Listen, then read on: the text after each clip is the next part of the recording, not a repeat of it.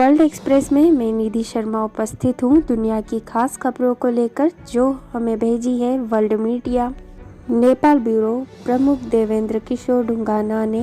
ये खबरें इस प्रकार हैं। दक्षिण अफ्रीकी विदेश मंत्रालय के उप महानिदेशक और दक्षिण अफ्रीका में ब्रिक्स मामलों के समन्वयक अनिल सुकलाल ने हाल ही में कहा कि दक्षिण अफ्रीका ने सभी अफ्रीकी राष्ट्र अध्यक्षों को जोहान्सबर्ग में होने वाली ब्रिक्स नेताओं की 15वीं बैठक में भाग लेने के लिए आमंत्रित किया है। सुकलाल ने 6 जुलाई को कहा कि ब्रिक्स के वर्तमान अध्यक्ष देश के नाते अफ्रीका पर ध्यान केंद्रित करना दक्षिण अफ्रीका की कार्य प्राथमिकताओं का हिस्सा है।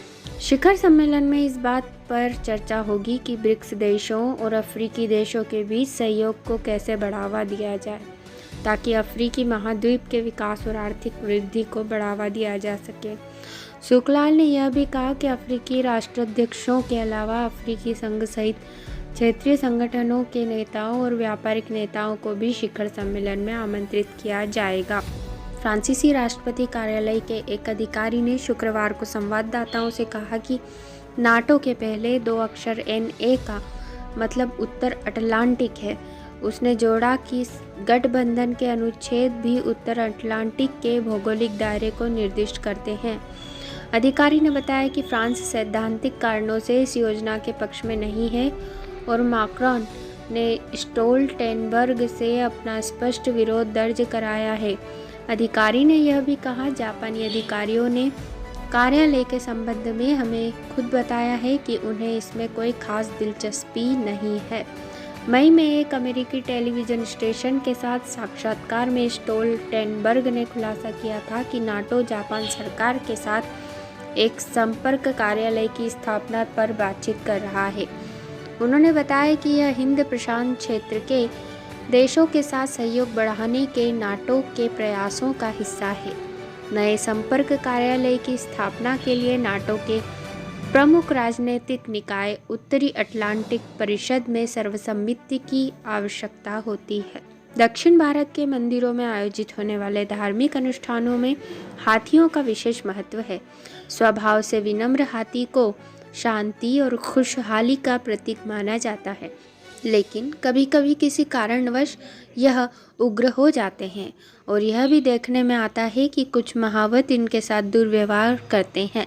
इन्हीं बातों को ध्यान में रखते हुए हाल में एक नया समाधान निकाला गया जिसे गज प्रेमी बेहद पसंद कर रहे हैं।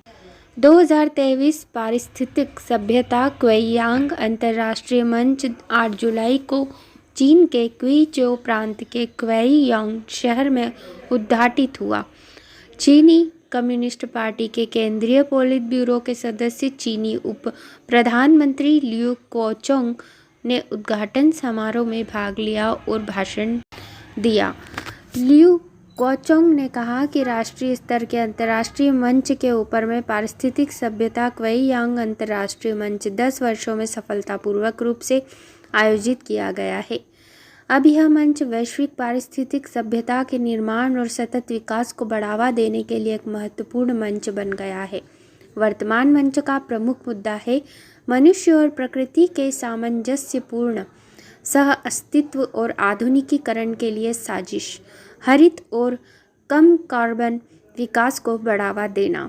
यह मंच गहराई से अनुभवों का आदान प्रदान करेगा और बड़े पैमाने पर आम सहमति बनाएगा, जिसका निश्चित रूप से सकारात्मक और दूरगामी प्रभाव होगा।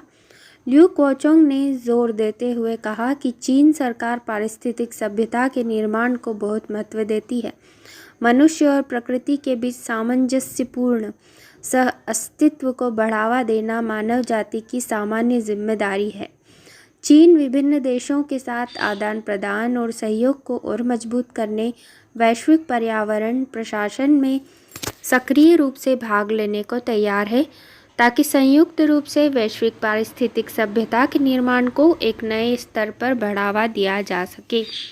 पश्चिमी जापान में भारी वर्षा जारी है। मौसम विभाग लोगों से भूस्खलन और पलायन चेतावनी के प्रति सतर्क रहने का आग्रह कर रहा है। जापान सागर से सटे इलाकों में शनिवार तक रुक रुक कर भारी वर्षा होती रही। यामागुची, हिरोशिमा, शिमाने, फुकुओका और ओइता प्रीफेक्चरों के कुछ हिस्सों में लोगों को भूस्खलन के प्रति सतर्क रहने को कहा गया है। शिमाने और यामागुची प्रीफेक्चरों में 48 घंटों की अवधि में 200 मिलीमीटर से भी अधिक वर्षा हुई है। यामागुची, हिरोशिमा और सागा प्रीफेक्चरों में कई नदियां खतरे के निशान से ऊपर बह रही हैं। जापान के मुख्य द्वीप होन्शु के ऊपर एक सक्रिय वर्षा अग्र बने रहने की आशंका है, जिससे मंगलवार तक पश्चिमी से उत्तरी जापान तक भारी वर्षा हो सकती है। अधिकारियों के अनुसार वर्षा के साथ वज्रपात और तेज हवाओं का भी अनुमान है। वे लोगों को बाढ़ और उफनती नदियों के प्रति सतर्क रहने की सलाह दे रहे हैं। 2023 कैनेडियन बैडमिंटन ओपन 9 जुलाई को समाप्त हो गया। चीनी खिलाड़ी ली शिफेंग पुरुष एकल फाइनल में भारतीय खिलाड़ी लक्ष्य सेन से 0-2 से हार गए और उपविजेता रहे। खेल में लक्ष्य सेन ने कम गलतियों के साथ बेहतर स्थिति दिखाई और 21-18 के साथ पहला गेम जीतकर बढ़त बना ली। ली शिफेंग ने दूसरे गेम में फोरहैंड स्मैश को मजबूत किया। एक बार 20-16 से आगे हो गए, लेकिन इसके बाद लक्ष्य सेन ने लगातार 6 अंक बनाए और अंत में 22-20 से जीत हासिल की। खेल के बाद ली शिफेंग ने कहा कि खेल बराबरी का था और उन्होंने सामान्य स्तर पर खेला, जबकि लक्ष्य सेन ने बेहतर प्रदर्शन किया।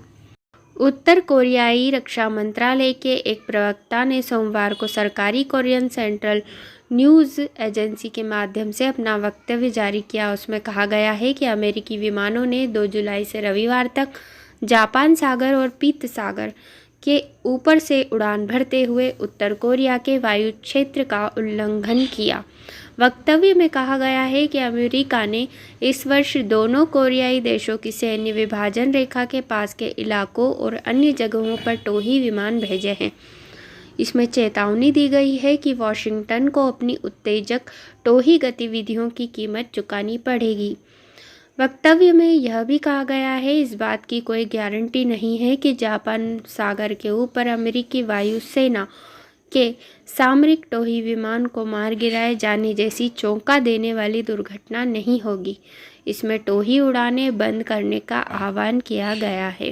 अंकारा द्वारा पूर्व यूक्रेनी कमांडरों को स्वदेश लौटने की अनुमति दिए जाने से नाराज रूस के विदेश मंत्री से तुर्की के विदेश मंत्री ने बातचीत की। रूस के विदेश मंत्रालय ने घोषणा की कि विदेश मंत्री सर्गेई लावरोव और उनके तुर्की के समकक्ष हाकान फिदान ने रविवार को दूरभाष पर बात की। लावरोव ने कथित तौर पर फिदान से उन 5 पूर्व आजोव बटालियन अधिकारियों की रिहाई के बारे में स्पष्टीकरण मांगा, जो शनिवार को यूक्रेन लौटे थे। पिछले साल पूर्वी यूक्रेन के मारियुपोल शहर में एक स्टील कारखाने में आजोव बटालियन ने रूसी सेना के खिलाफ भीषण लड़ाई लड़ी थी। इन यूक्रेनी कमांडरों को रूसी सैनिकों ने पकड़ लिया था, लेकिन अंकारा की मध्यस्थता में हुई कैदियों की एक अदला बदली में उन्हें रिहा कर दिया गया, जिसके बाद से वे तुर्की में रह रहे थे। क्रेमलिन के प्रवक्ता दमित्री पेस्कोव ने शनिवार को उनकी रिहाई पर नाराजगी जताते हुए इसे कैदी अदला बदली समझौते का उल्लंघन बताया। समझौते की शर्तों के तहत यूक्रेनी कमांडरों के लिए तुर्की में रहना अनिवार्य था। रूस के विदेश मंत्रालय ने बताया कि लावरोव और फिदान ने काला सागर अनाज समझौते पर भी चर्चा की, जिसकी अवधि 17 जुलाई को समाप्त हो रही है।